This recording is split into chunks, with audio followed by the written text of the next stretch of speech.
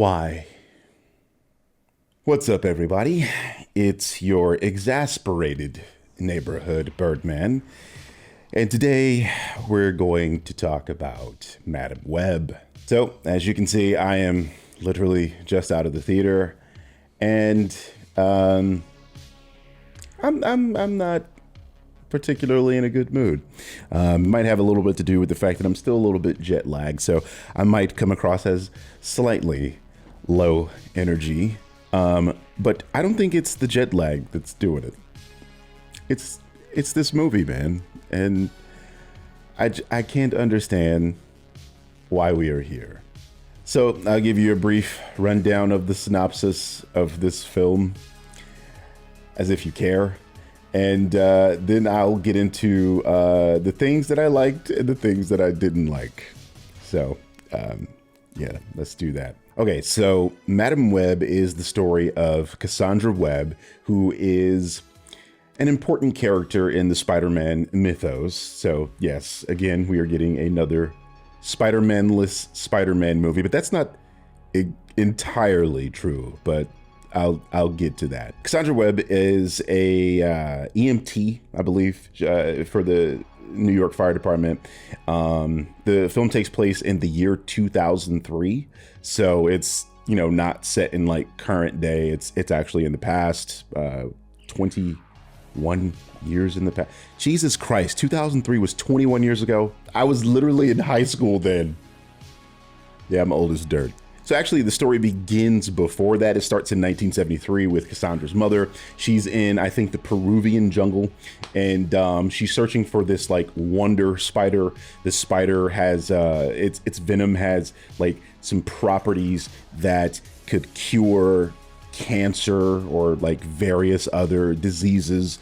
So she's searching for this spider, and she has a partner.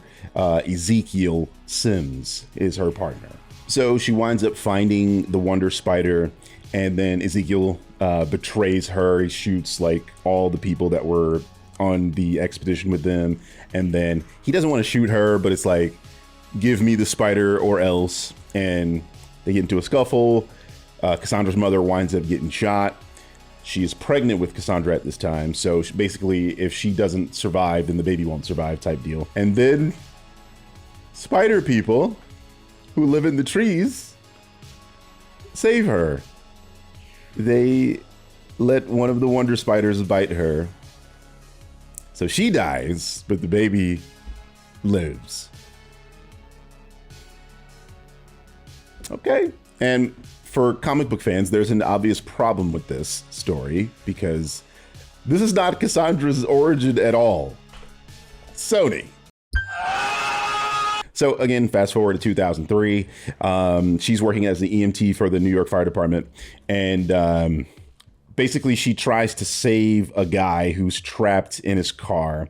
She winds up in the car, falling into the river. I think it's the Hudson. I'm not familiar with New York. I don't know. She falls into the river and has a near-death experience, and that like awakens a latent ability. And it's clairvoyance for her. That's her power. She can see the future. And actually, this is like the most interesting part of the film for me personally. It's when she's like discovering that she can see the future, but she doesn't really understand what it is that she's seeing. She's like confused why things, like she's experiencing deja vu, you know, like Neo in the Matrix. She's like, oh, that's deja vu. Like, I just heard you say that, or I just had this thing, or this bird just crashed into this window. How is this happening again? You know how that goes. But like, then the first problem with the film happens with this. It's like these moments that repeat themselves don't exactly repeat themselves, even though she's not really changing anything yet. She's not going, oh, let me try to prevent this thing. It doesn't play out exactly the same. It's like when you see it, you can't unsee it. And I thought that was like really stupid for the fact that the premise of the film is that. So it's like, you would think they would like pay attention to that. But again, it's a Sony Spider-Man movie. So then she happens upon three girls, and these girls are just like random occurrences. There's one girl who's related to a person that that she saves as an EMT. Then there's another girl she almost hits with her ambulance. Then there's another girl who lives in the same building as her. So, you know, she has like a connection with these three girls. And on the flip side, this is, again, 30 years later after Ezekiel has betrayed Cassandra's mother and stolen the spider. He keeps having visions of three girls that will eventually wind up murdering him. So this premise is insane. He decides that he has to kill these girls now because he's been having dreams that these girls will kill him. Now, he's not wrong, right? Because like he obviously got bit by the spider and now he's having, you know, precognitive visions. But Jesus Christ, it's like, why not like try to find the girls and maybe reason with them? There's a leap in logic to, oh, these girls are trying to kill me, I have to now kill them, instead of going, well, why are they trying to kill me? That seems like the first reasonable thought a human being would have. So Ezekiel sets out to murder these three girls, and Cassandra runs into all the girls, and you know, she has a vision that Ezekiel's going to kill the girls. So she's like, oh, maybe I should try saving these girls. And then what? Like the movie literally asks that question. Is like, why am I saving these girls? What did I do that for? The movie doesn't even know. And that's the premise. That's like the whole film. It's, God, this movie is a big nothing. Okay. Like, that's probably the worst thing about it. The film is empty calories. There's nothing here. It's not the most awful film that they've made. That would probably be Morbius, but this film is very close to being shit, but because nothing happens. And there's a host of problems. I have a list of things wrong with this film, so I'm just gonna like rattle them off. Okay, so first of all, the CGI is fucking terrible. But like that's something that the MCU has struggled with, and I've been calling the MCU out for years about their terrible CGI. So I don't want somebody to watch this video and go, "Oh, you're jumping on the hate train for the MCU." I've been talking about that shit since Black Panther came out. That's 2018, I think. So yeah, don't try me. This is not MCU. This is Sony, and I kind of expect Sony's CGI to be better, strangely enough. And it's not. Venom's CGI is not bad at all, actually. I mean, outside of the fact that Riot looks exactly like Venom, and it's very difficult to parse them apart. But like beyond that, when you actually see things in light, the CGI is actually pretty good for the Venom movies, right? Morbius, yeah. I mean, Morbius fucking sucks, so what are you gonna do? But this movie's CGI is kind of obviously bad. Like at the beginning of the film, they show the spider people saving Cassandra's mom, and it just looks fake. I'm talking Kim Kardashian's butt fake. It's like, it's wow. Like, what a way to start off your movie. And in the same scene, my point number 2 is there's obvious ADR. Obvious. Like, the guy's mouth is moving and he's not saying what he's saying at all. Like, they're saying words and the wrong things are coming out of his mouth. It's obvious. And it's throughout the movie. It's like, just reshoot it. Like, what the, why did... And oh my God, this movie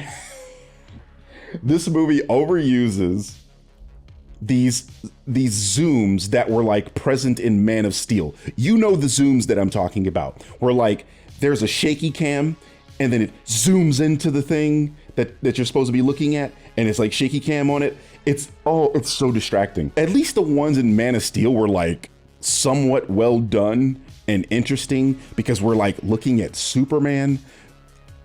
But these are just like scenes of people talking and like maybe a little bit of action is happening.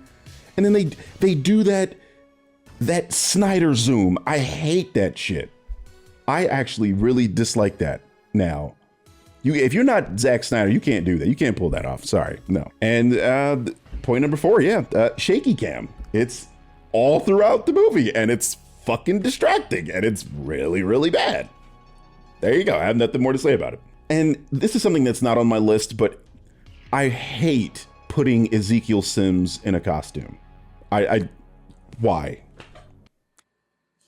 Why? I know why they did it, though. I know why.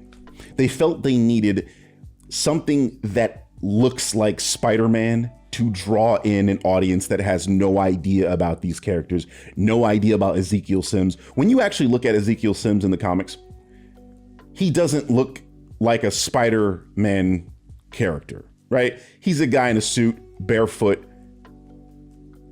I get why they did what they did, but it's dumb.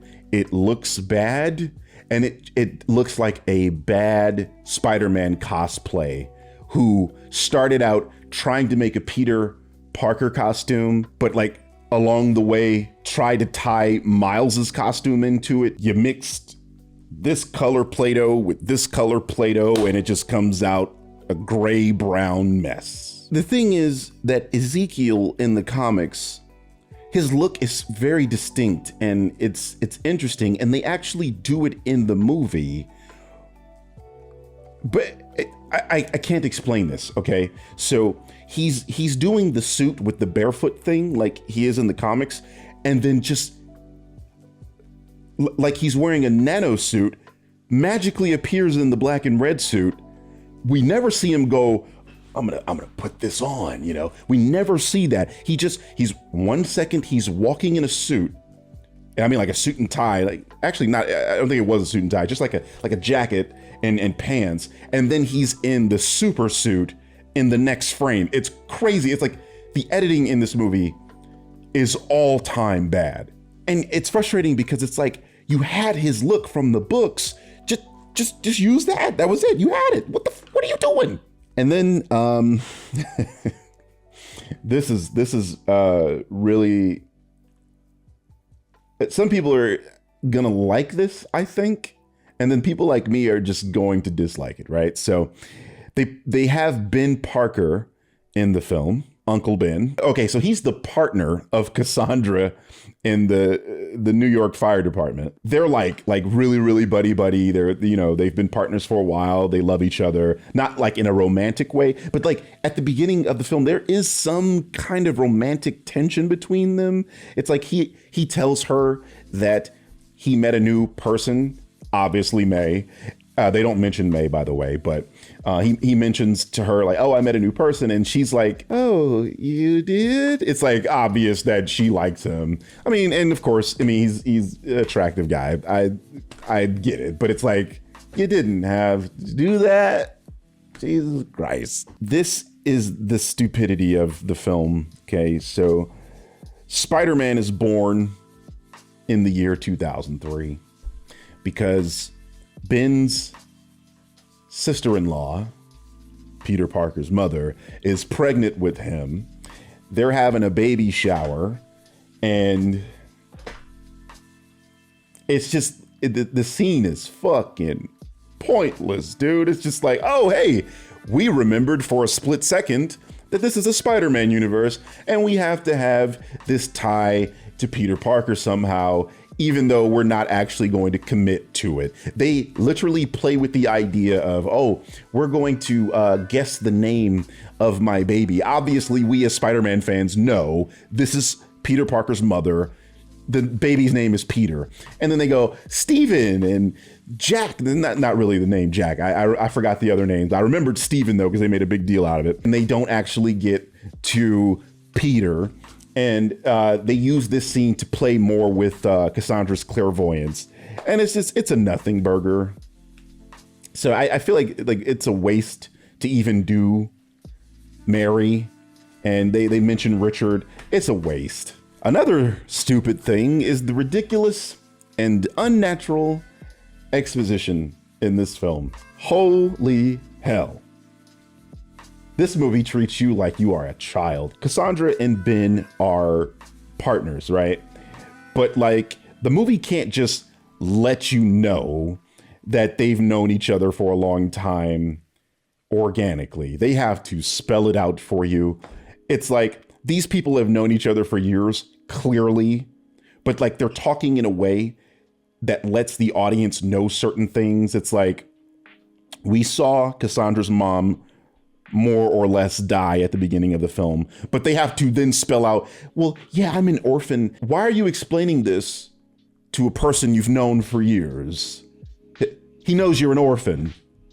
Oh, you were doing that for the benefit of the audience, who already saw that your mom died earlier, and we never saw a father, so we get it, movie.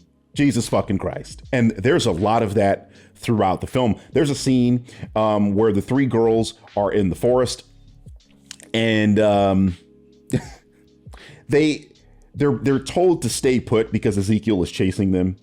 Obviously, they don't stay put. They got to go to this fucking diner because they're hungry. They all come to an agreement that they got to go to the diner to go get some food. They cut to them walking to the diner, and one of the girls says, I'm so glad we did this.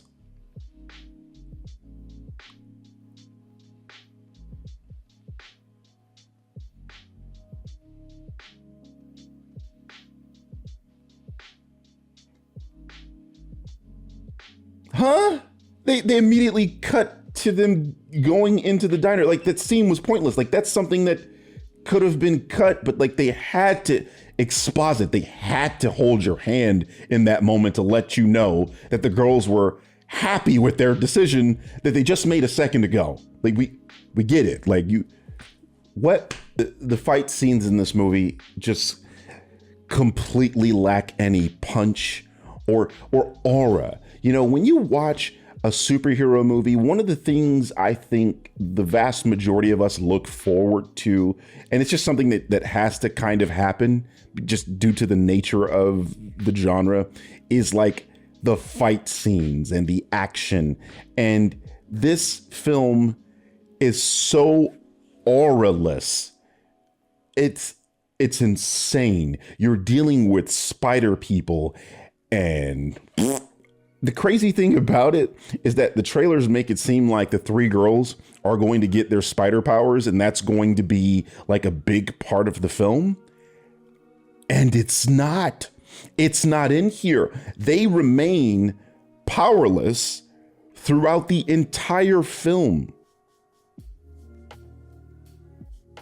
What? It's frustrating because when you look at the trailers, they make it seem like the girls are going to get their super suits, and you know, they're going to be spider people, and it's going to be all dandy and happy and blah blah blah. But no, that is a vision that you saw. You like what you see in the trailer. That's a vision. That's a vision of a future that does not come to pass because of the way the film ends. And then they show the end of the movie with Madam Web in the wheelchair, because if you know the history of Madam Web, okay, in the comics she's paralyzed, she's blind, she's just like a cripple, and like her thing is that she can see the future, and that's her value, right? Because like her husband built a device for her to exist in, so that she can, like, you know, fucking eat and piss and shit, I guess. But like in this movie, she's Professor X in a wheelchair. She can move around, and yeah, she can see the future, and she sees the future of the girls, and that's what you see in the trailer. I can't understand why they thought to make this film.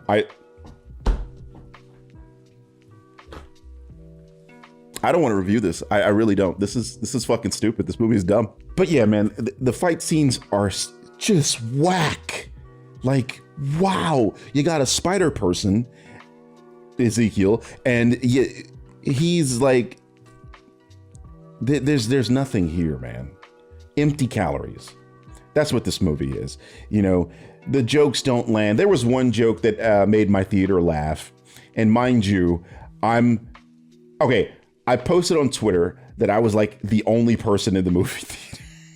I was the only person, and some people showed up, but it was an empty theater. That could be due to a variety of reasons. You know, it's Valentine's Day. I went to sort of an early screening, but still, it's a comic book movie. I would expect a little bit more people in the theater. There was one joke that made my theater laugh, and it was her discovering her powers, and then she had a confrontation with Ezekiel, who had been walking on walls like a spider. So she thinks, well, maybe I have that power. I have no idea why she would think that, but okay, sure. She gets on the wall and tries to climb the wall and slides off the wall in like a crazy, like ragdoll pose. And, and that was funny. I'll give you that. I chuckled. And that made my theater laugh. But like the rest of the movie, oh my God. It's the three girls are irritating. They are like kids in the back seat arguing over the iPad. Irritating. I hated their banter. They're not funny. Jesus Christ. And I'm very forgiving on these kinds of things.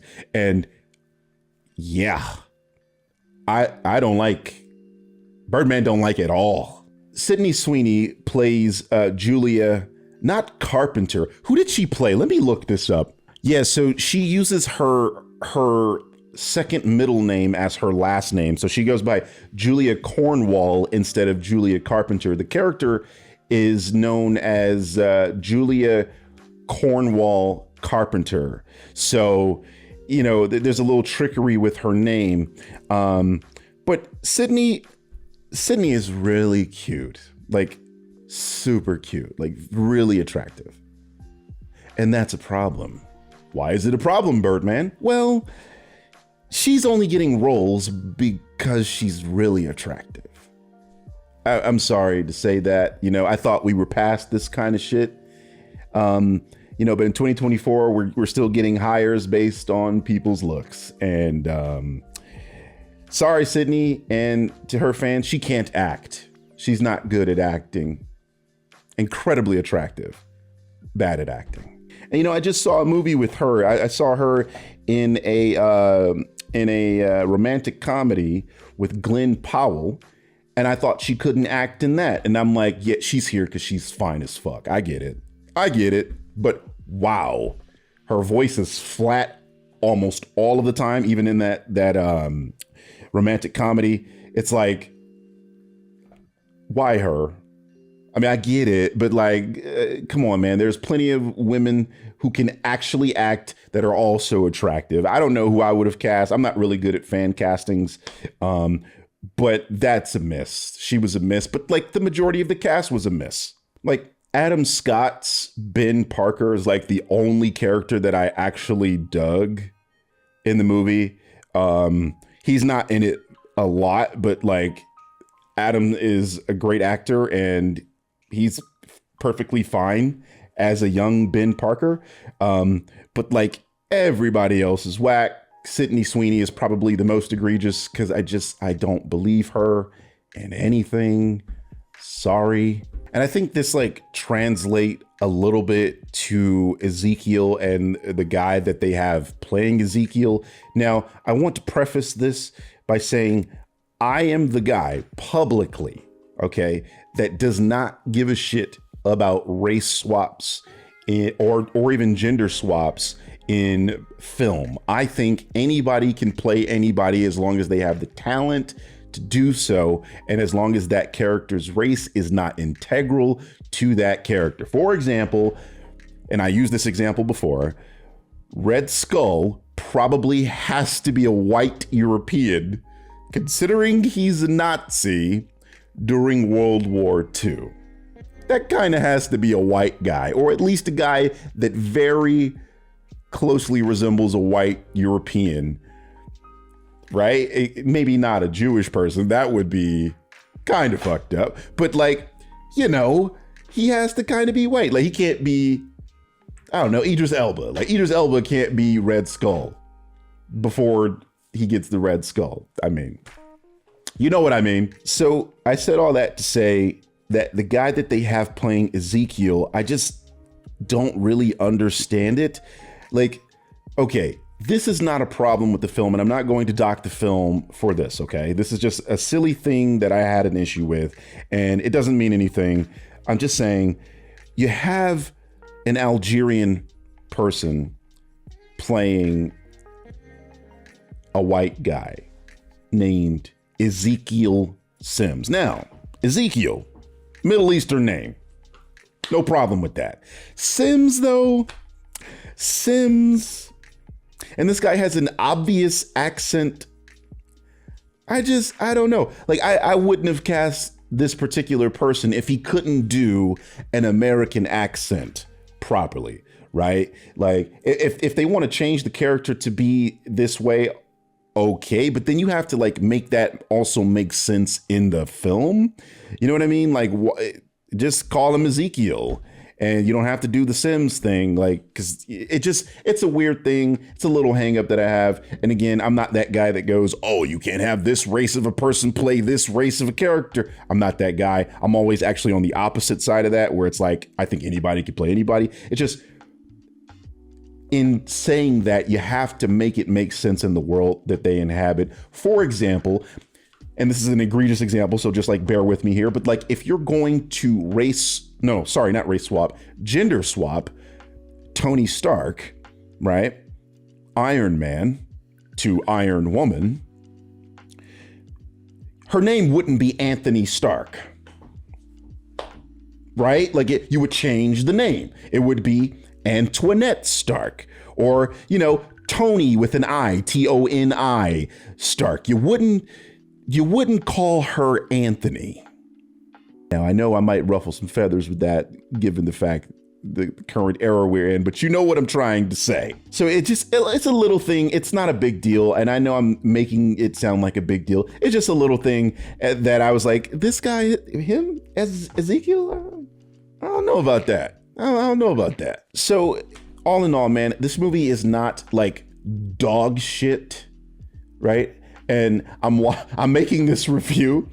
I literally just came out of the theater before I watch Jeremy Johns' review on this, because I think he's gonna give it a dog shit rating. Like, I have a feeling. For me, it's not dog shit because like that was Morbius, and this was more watchable than Morbius. Like, there are moments that are entertaining.